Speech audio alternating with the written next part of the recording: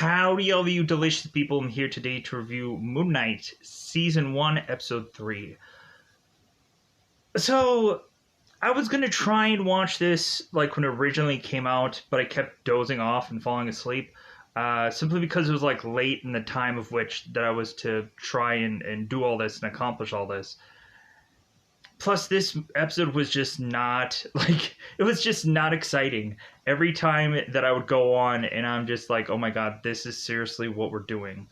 This is really it. This is 6 episodes of like a really good pilot episode and then chase around for the rest of the show. Really? Okay. Like, there's some good things in this episode, but I can't help it also just to say that there's probably more negatives than positives. So, because this is basically Loki. Loki gave us a really interesting pilot episode, and then anything after that is just be like this, hey, let's try to hope that Loki doesn't get caught in the next number of episodes. And so, with this episode, the things that I liked the fact that it seems that I was right, as per usual, that there seems to be another character pulling the Mark Spector, Steve Grant strings, and it's not Khonshu. Because we have had some point where Mark is to fall asleep and Steven is to not know what's going on, and someone else is running Mark Spector's body. And so neither Steven or Mark know who that is in this episode, but of course they'll find out. I'm like, why doesn't even Khonshu know what's going on? Like, couldn't Khonshu have said something? But I guess Khonshu is to also have like a lot more fun within this episode. It seems like he's to be more active in, of course, talking with Mark here and just kind of having us enjoy this character a lot more. We're having a lot more fun with this character, and that's the thing that I'm enjoying about the show, is really just Khonshu being more involved, considering that is the normal way of which to approach this kind of character. So, especially with All New, All Different, that's the only way I really am familiar with this character. But anyways, so there's someone pulling strings, of course, and Mark and Steven don't know about it. And of course, like I said in pilot episode, there is another persona called Jake Lockley that, of course, is a cab driver. And so it is kind of funny that at one point when Mark is to wake up, he is in a cab, maybe alluding to the fact that there is going to be Jake coming in the future. So, but we also have Anton Margot, who is to be in this episode and is to be Midnight Man. For those of you that didn't go on and watch the previous spoiler that I talked about, like, Midnight Man is kind of like like the version of Catwoman for this character. So like he's kind of a thief-like character. So it was kind of interesting to just kind of finally see him here. Sadly enough, we had Gaspard, who actually plays Anton in this show. It seems that after this show was done, he sadly enough passed away. So I guess in some accident of sort. So going into this episode, it's a very chase around episode, but I think this episode sets up a lot of cool things in the future that possibly there may be a lot more avatars around than we think, and we could possibly have a Moon Knight army at some point. And so this will be a lot of fun to see where this goes. Even though I think a lot of people are going to think that there's going to be this Moon Knight army that is to, of course, show up. And because I think it shows, like, there's a plethora of different kinds of Moon Knight characters that are like Moon Knight in the books somewhere.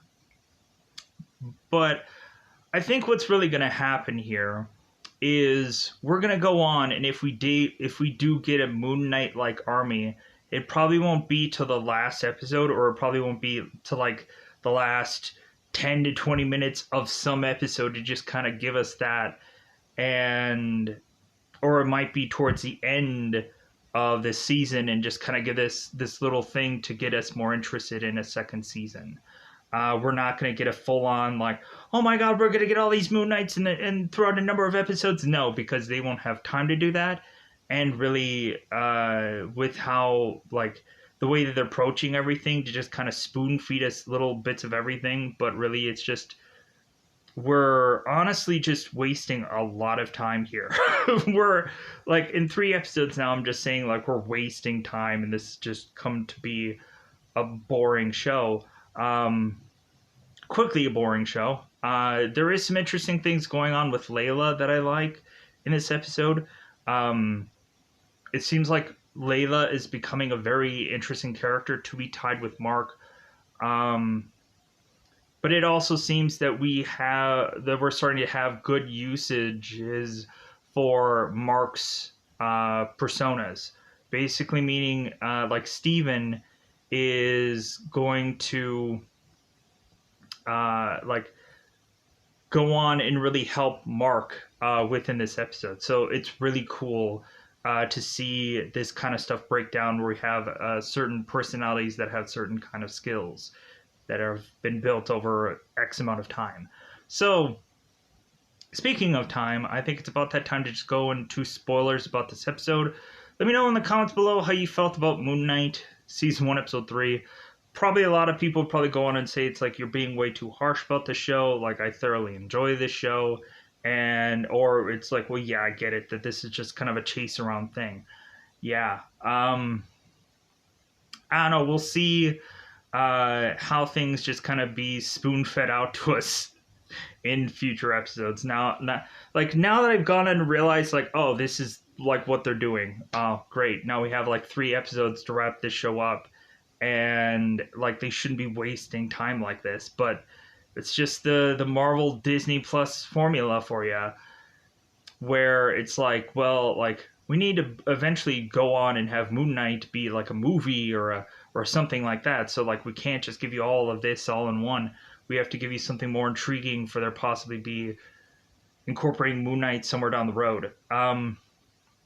Interestingly enough, though, it seems that Moon Knight has really been clocking, doing way better than any of the Disney Plus shows. I'm like, well, of course.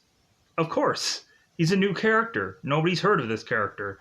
So people are way more intrigued. And plus also with the visuals that are starting to provide within every single episode, people are like, oh man, this guy looks so cool.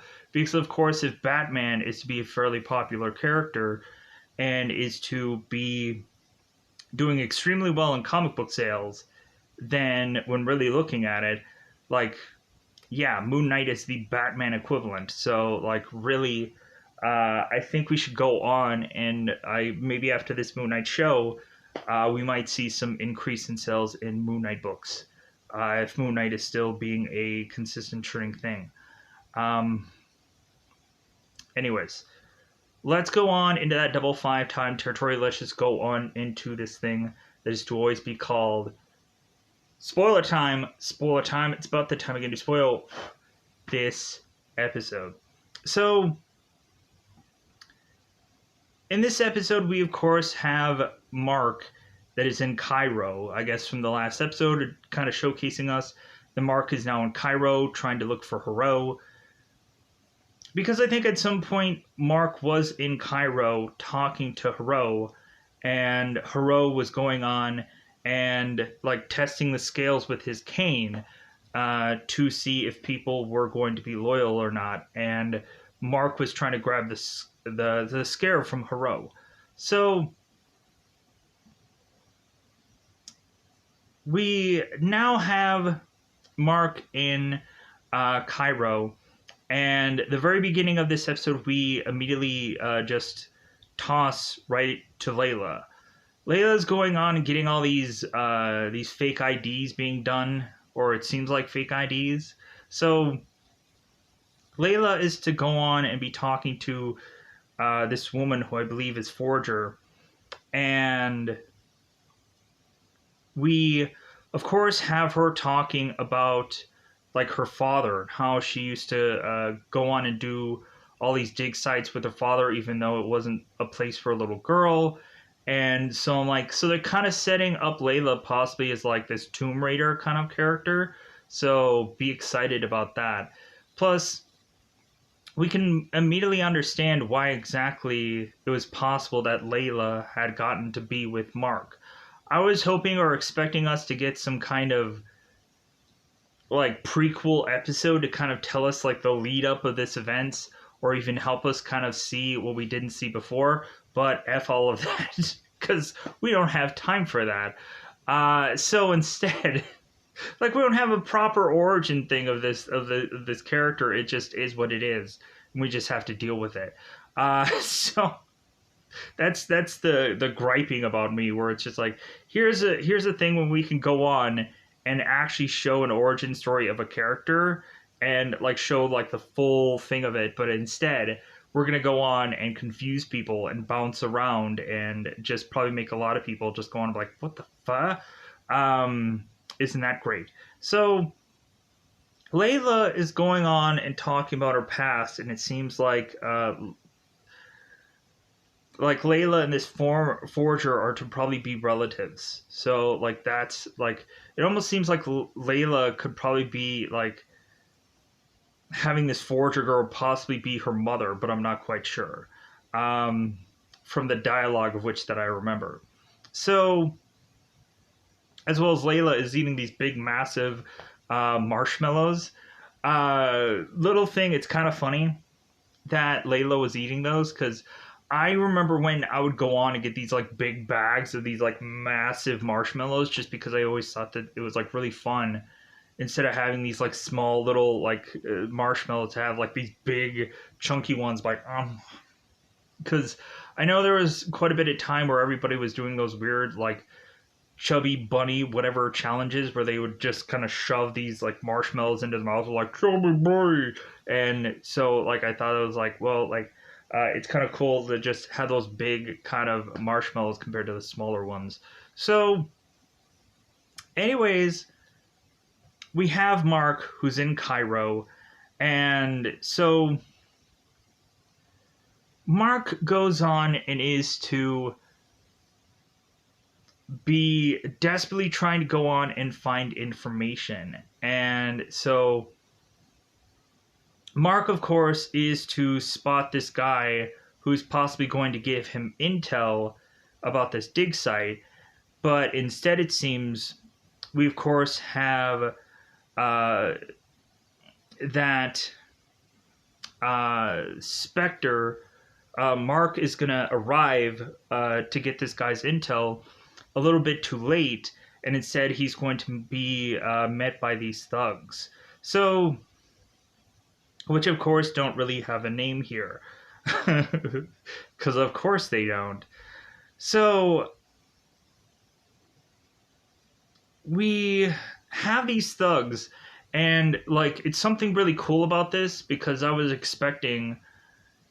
Because we have these guys that kind of are doing these like creative like dance fighting, and like we have these guys like licking knives and like Mark punches them in the face, and like Mark is asking the guys, are we gonna dance or are we gonna fight? Like what are we doing here? So all of a sudden these three guys are fighting, and Mark doesn't want to go on, and like he doesn't really want to attack the younger of the three of them. He goes on and like slaps the young kid and then goes on to continue to fight the others and like punching them and beating them up as they're kind of weirdly doing this like dance fighting thing that Mark is just to like disarm them and is to just take them down. So all of a sudden while Mark continues to fight, all of a sudden I'm naturally assuming Jake is taking over. And we assume that it's probably Steven, but I'm assuming it's actually Jake taking over at this moment. Because we go on, we have both Mark and we have both Steve that are kind of oblivious of what's really going on during this time. So excuse me. So Mark goes on, and he is all of a sudden in this cab going to this airport, and we have Mark that's like, why am I going to an airport? Mark gets out of this cab and is to go on, and it's to spot the two men again that he can go on and ask for questions, and he's chasing after them. So Mark, of course, is to take the two of them down, or one of the two of them down, and is to want to try to ask questions with this younger kid, which Conchu is like, well, hey, just kind of take him over this cliff because he'll definitely give you answers then, because he's not like willing to fall. He's not willing to risk his life. So Mark goes on and is to grab this kid by the scarf and is trying to dangle him under this cliff to get information. And this kid goes on, and instead of going and giving Mark information, he says, praise Amit, and he cuts his scarf and he drops to his death. And Conchu's like, oh, well, I didn't think that I didn't think that he would go on and drop. Like, I guess I was wrong. So we now have Mark here who's like, well, now I don't know where to go now. I have no clue. Like, where am I supposed to find where Hero is? And Conchu is like, well, there possibly could be a way for you to figure this out. And more than likely, we might have to go on and kind of tick off some gods to do so. So we have it where Khonshu is to mess with daylight and have this brief kind of night kind of flow onto this place as if it's some kind of eclipse of sorts. And so that, of course, is to get the attention of the gods to know that Khonshu wants an audience with them. So, and we also have Arthur that is to know all good and well because of like day falling into night that he's also going to get summoned, because Arthur is going on and he is to have the golden scarab, and he is to seemingly locate where Amit is, because the scarab compass like thing is to direct him where to start digging. And so Arthur is going on and like, okay, let's dig, everybody. Like, if I end up getting summoned, just continue to dig no matter what you do. Just keep trying to dig to get Amit out. Like, keep going. So, because he knows that he's probably going to get called for his crimes. So, because he at one point had probably done this before. So Mark, of course, is to ask Khonshu, it's like, well, hey, like, how am I going to be able to make it to speak with these avatars and these gods? And so Khonshu's like, well, there's going to be a portal created and you'll know what it looks like.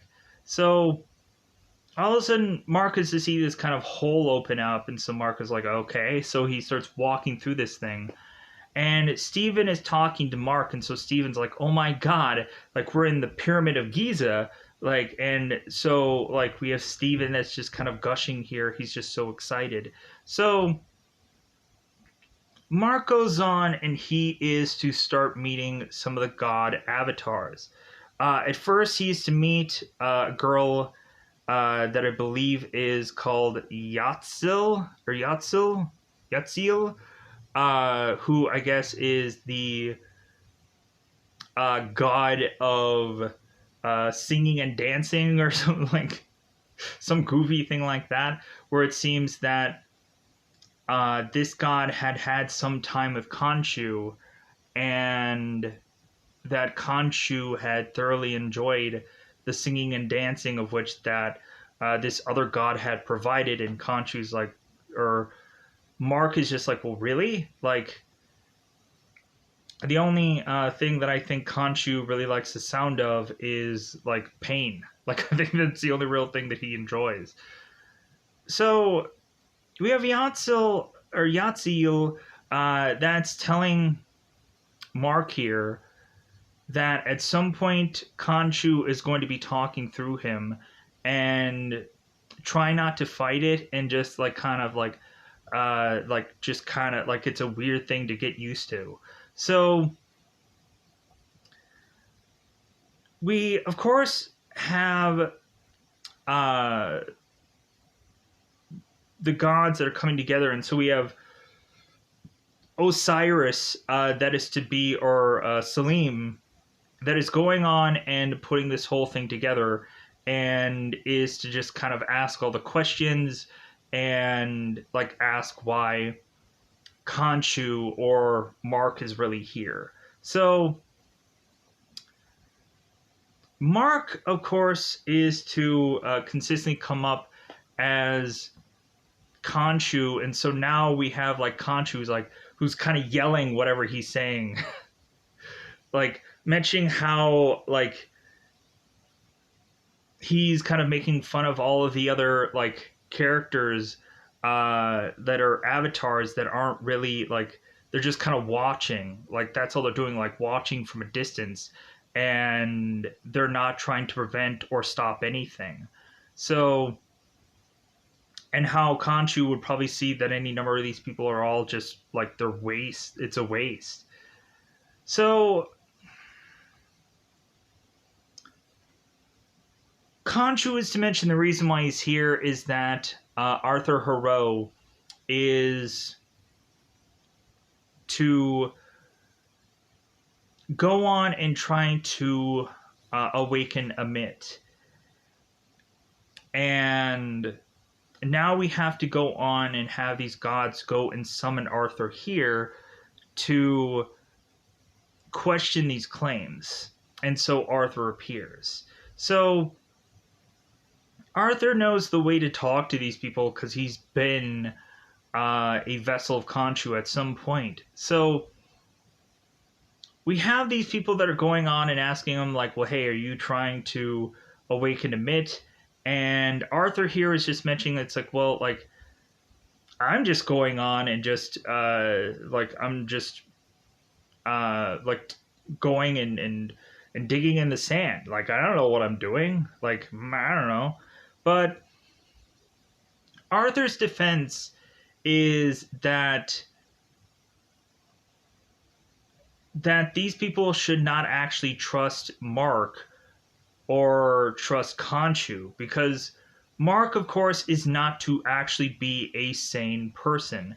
That Mark is to have not only like one personality within inside him, but then there are multiple personalities inside of him. So, like, how can you trust a man that is not all right in the head?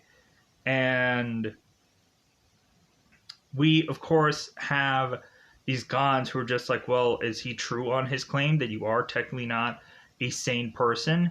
And we have Khonshu and we have Mark trying to defend the fact that it's like, well, yeah,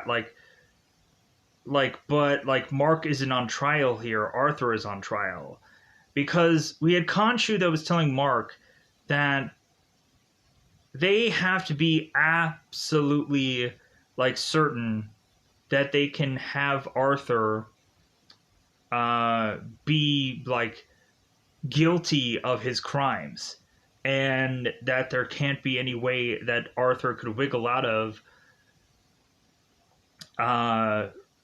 really him trying to go on and have some kind of reasoning for him to kind of wiggle out of this. So Arthur is also mentioning that Khonshu is to possibly abuse Mark, as at some point Khonshu had abused Arthur in the past, and that like he just feels like just sad for Mark, who is just now forced to like be under like this guy's thumb basically. So after the gods are kind of like going on and just kind of thinking about the judgment here, they see nothing like wrong with what really Arthur is doing because they don't really have any proof that a mid has been unleashed. There's no real hard evidence here that Mark or Khonshu could have provided. Um, and so all of this is just kind of like hearsay, where it's just like, well, you're accusing him of doing this, but we're not quite sure. Like until it really happens, then we'll go on and we'll try to do something. But probably by then it'll probably be too late. So after Mark is realizing that this is a waste, Mark then goes on and is like, well, like now I'm not going to know where Arthur is to try and unbury like Amit. And so we have Tadzil that is to tell Arthur that not all is lost. That she realizes that Mark can go on and find some guy named Zen Fu and be able to possibly get this information. And that maybe that this person is to be in some sarcophagus somewhere. That maybe Mark may need to go on and find a dead body to find the answers that he needs. So that, of course, leads us to having Mark just kind of going around trying to figure out how exactly he can go on and find out this information. And he's asking around to possibly find if there's a possible Zenfu anywhere. So all of a sudden, Mark is to bump into Layla. And so now Mark is bumping into Layla, and they're going to just kind of talk things out. And so now that Layla is to actually speaking with Mark, they can really have Layla like just hit Mark with a bunch of facts that it's like, well, hey, like, why didn't you tell me about all this? Why didn't you go on and tell me the truth? And Layla, of course, is to have a way for Mark to get what he needs. And so Layla is kind of taking Mark to this place to go and meet, of course, with Anton, to then try to get to the sarcophagus and to try to get this map. So Layla and Mark are on this boat just trying to get to this location. And Arthur is to mention that like he would never go on and let Layla in.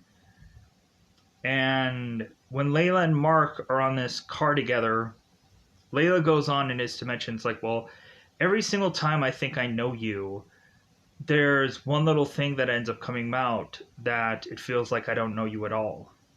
And Mark is like, well, because you can't, because you won't, because it just won't happen. So, but like that's kind of like tossing all the stuff that they are to say together within this episode between one another. So, and I thought like that line was like the coolest part about this, where we have Layla who's just like, well, I thought I know everything about you, but there's this one thing that just kind of falls out where it's like, I don't know anything about you whatsoever. Kind of very fascinating of the whole approach about that whole line. That was probably the best part of this whole episode. Easily. So Layla and Mark are to meet with Anton, who we find out is going to be the Midnight Man. And so we have Oscar looking on as Anton is to go and get these practices things being put together in his backyard. And so Mark is just like, well, what is this guy just kind of training in his backyard? Like, okay, whatever. And Layla's like, well, no, like he's going and finding like people that are the best of their fields, and he's going to like practice with them in his backyard. Just feel like this guy has like tons and tons of money just blow to become these experts in all these things. And so like just don't sleep on this guy. So Mark is to go on and speak with Anton, and we're having Layla saying that Mark is to go under the on some other name besides Mark Spector, so that way we can have Mark here just like try to be like a little bit undercover here, that he's gonna go under this like Raul or like this Escobar kind of goofy name. So like weird goofy like made up name that I'm sure they just kind of made up for like whatever. So we have Mark that is to go into this sarcophagus, and so Mark has no clue what he's looking at, and Steven immediately is knowing exactly what's going on. And so Layla is telling Mark, it's like, well, hey, like, why don't you just go on and have Steven come out here, because he actually knows what he's doing and you don't, obviously. And Mark is like, no can do, like, no. So we have Mark that is to look at the reflection of Steven. And so Mark is now having Steven just kind of tell him what to do with this map.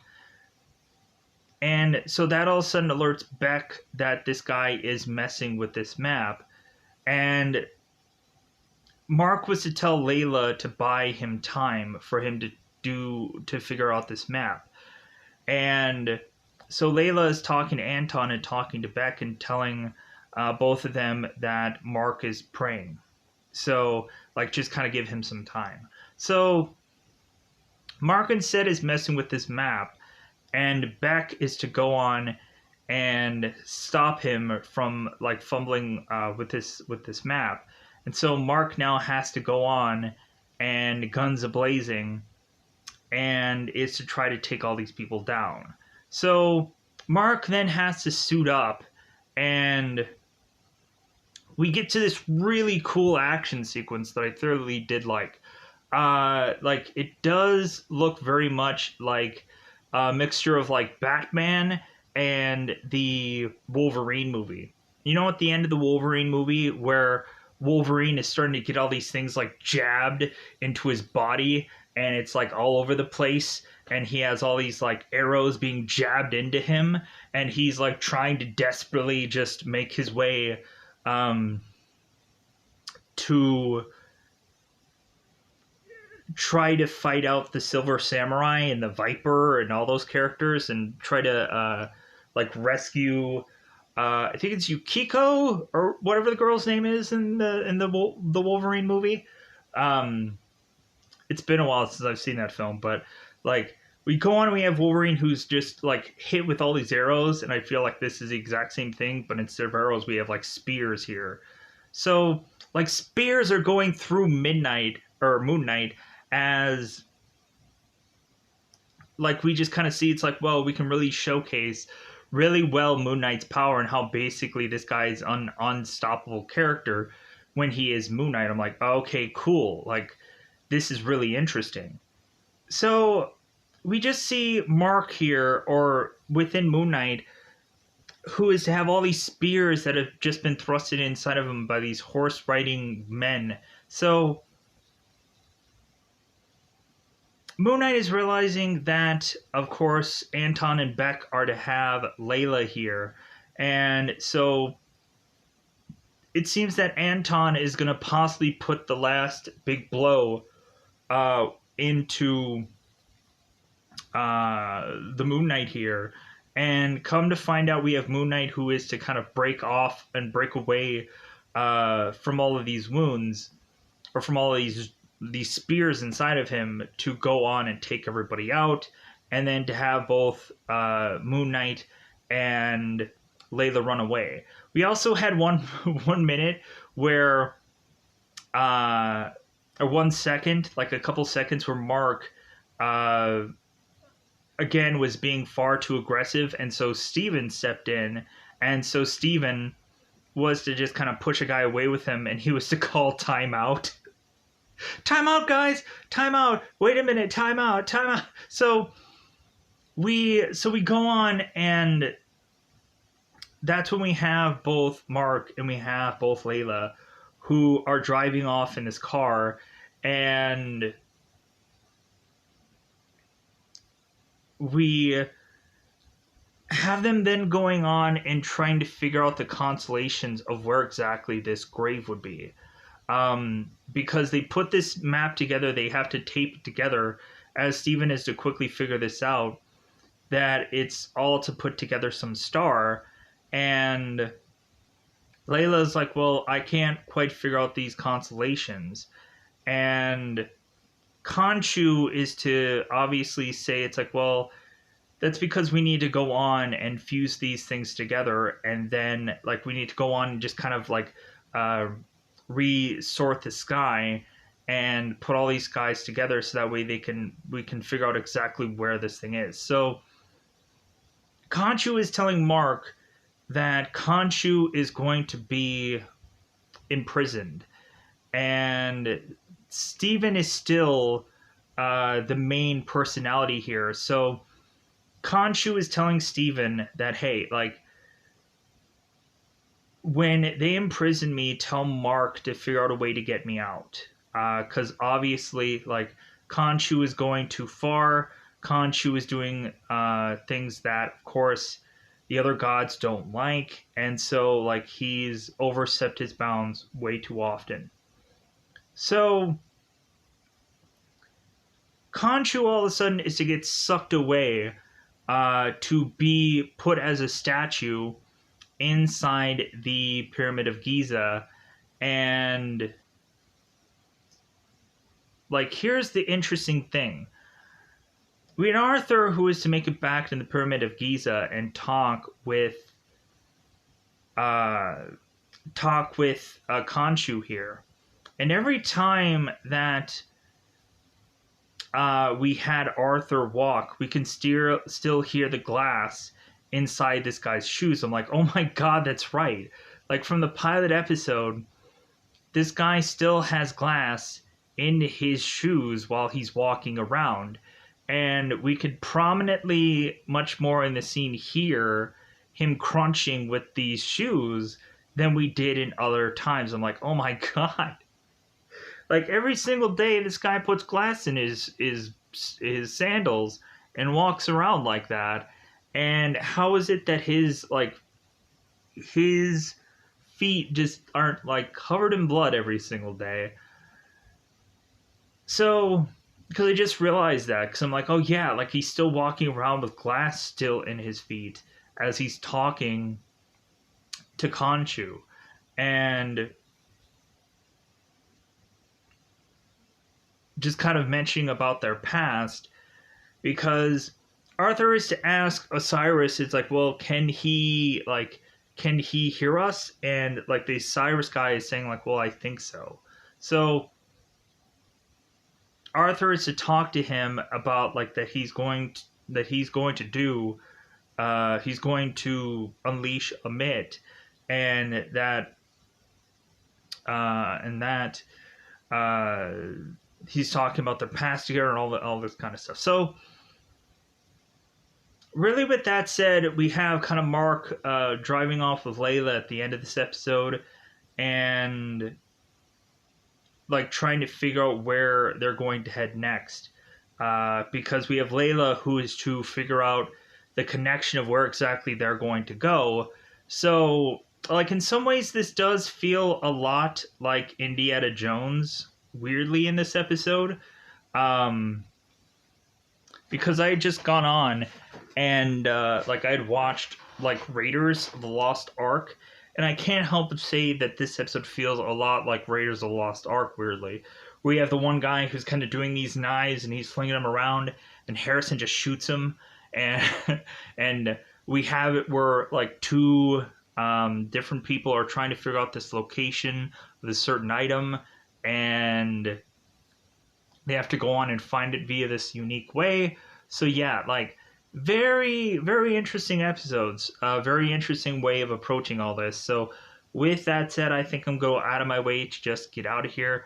Let me know in the comments below how you felt about Moon Knight. I'm sure there's a million things that I probably forgot about to say within this episode.